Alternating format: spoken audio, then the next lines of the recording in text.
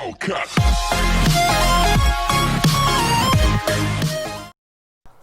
Hey guys, what's going on? This is Ben and Yankee, and we are here at the National Video Game Museum, and we are going in to take a close look at all the fun games, consoles, and the history of just gaming. And enough talk, guys, let's get inside and let's take a look at the National Video Game Museum.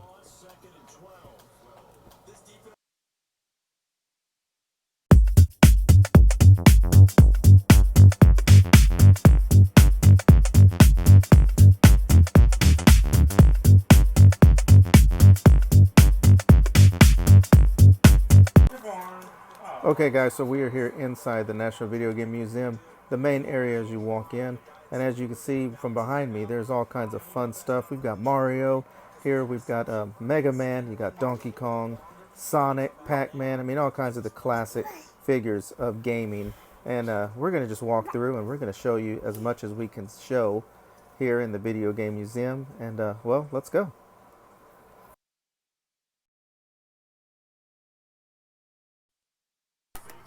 just here playing some Pong.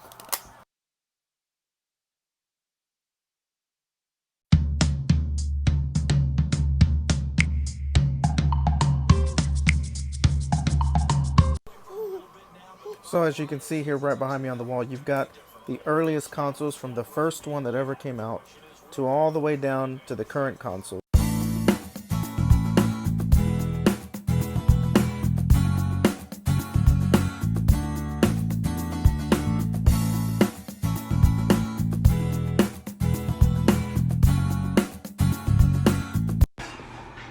Look at this green Xbox and also some other collectibles.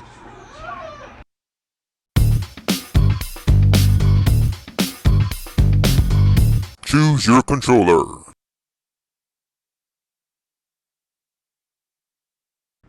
Do you have the power?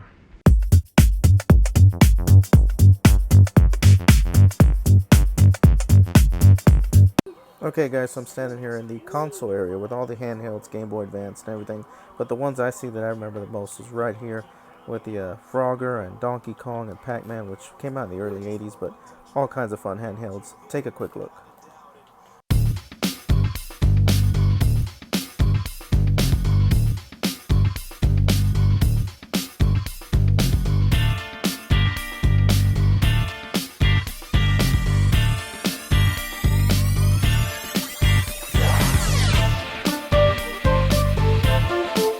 We have the Intellivision, we got the Atom system, we even have some of the old consoles that used to be back in the 80s. And coming soon, E.T. So as you can see guys, as we walk through the area where they have all the computer game systems that you could play all the PC stuff, everything that IBM put out, or Texas Instruments, or Datamos, and all the other brands, Apple and everybody. There was all kinds of games you could play on here if you were a computer gamer back in the 80s or the late 70s. All kinds of fun stuff, but one of my favorites that I played almost daily in elementary school was, of course, the Oregon Trail. Okay guys, so as you can see, this game right behind me was always frustrating, even to this day, Dragon's Lair.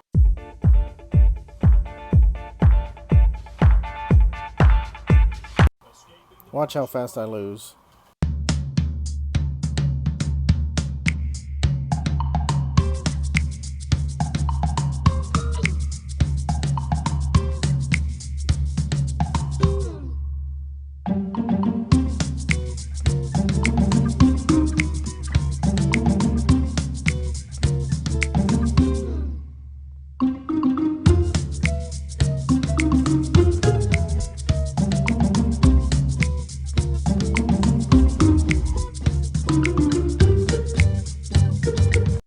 See what I mean?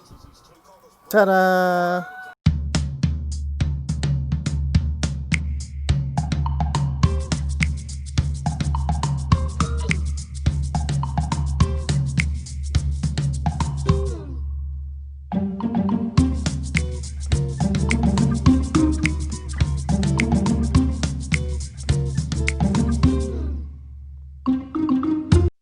Any Sega fans?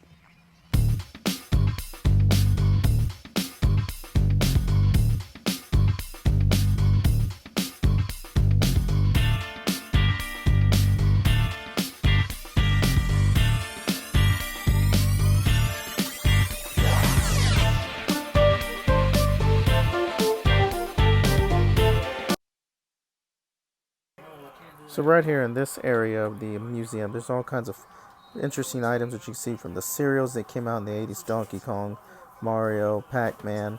They've got the Euro PS2s, the yellow, white, and blue, and red. You got the 64 Pokemon. Even got the gold Mario, as you can see. And I actually have this one right here, the NES controller, still in the box. And there's so much stuff here that you can take a look at and see when you come visit. So much fun stuff, so much things that you remember from when you were a kid, if you grew up in the 80s, of course.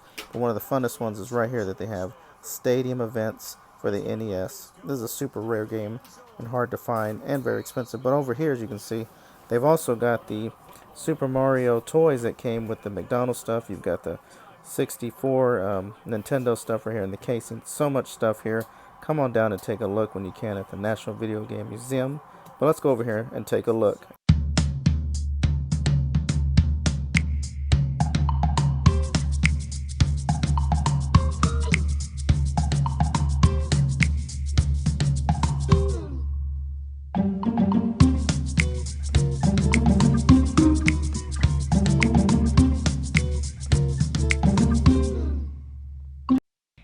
Here are some more retro collectibles.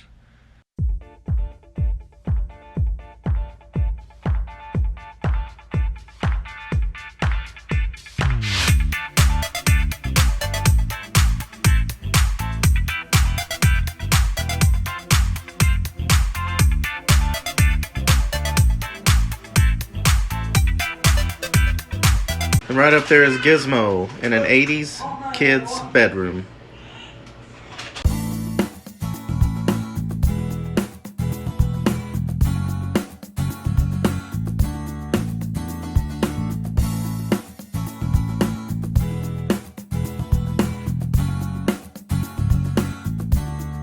Jaguar.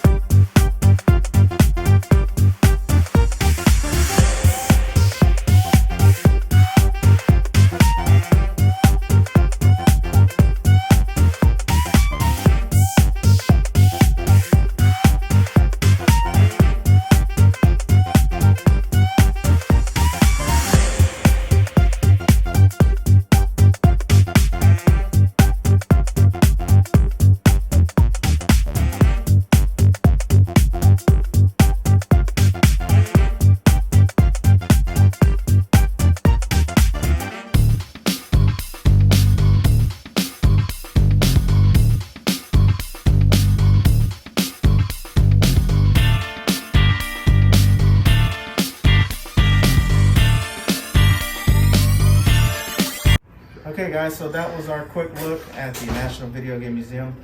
There's so much more you could see here, and we just gave you a small bit of it. So when you get a chance, we're going to make sure that you know where to go and where to check them out. We got John Hardy here, who's going to just go through really quick just how this all became and this fun place that we call the Video Game Museum. Well, my partners and I were collecting video games back in the early days, early 80s, before people thought to do it, you know, and we wanted to know more about the games and how they came to be and who wrote them and the whole history, the story behind them. And we got together, we started one of the first video game conventions in 1999 called Classic Gaming Expo. That was in Las Vegas. We ran that for 10, 12 years. In 2004, we went to E3 and said, would you like us to do a display, historical? And we've been doing E3 ever since, and that kind of grew. The collection was growing, and the museum, people were bringing this stuff in. And we were doing these traveling exhibits, so we were doing 4 or 5 shows a year. PAX East, South, South by Southwest, you know, several different shows, Kamikaze, Game Developer Conference. And then at that point, you know, we met up with a gentleman who runs Gearbox Software, Randy Pitchford, and he's right here in Frisco Square, and he was moving his office. He said, hey, come down, meet the people, meet the mayor and the city, and We did. They pitched the idea. They liked it, and they invested. And we opened the doors in April of 2016. Nice. Almost 5 years now. Nice. And again, guys, we encourage you. This is a great place. It's really family fun. That here, our whole crew came out. We had a blast. One of the kids are still out there playing and having a great time. Yeah. But we want to thank John and the team for letting us come in, Sure. have fun, and putting on some episodes. And we will be back to the video game museum. But John, again, thank you for letting us No come problem. out. Guys, make sure Appreciate you it, come yeah. out and check them out. And again, we'll have all the info for y'all so y'all can come visit, have a lot of fun, and see a lot of the history.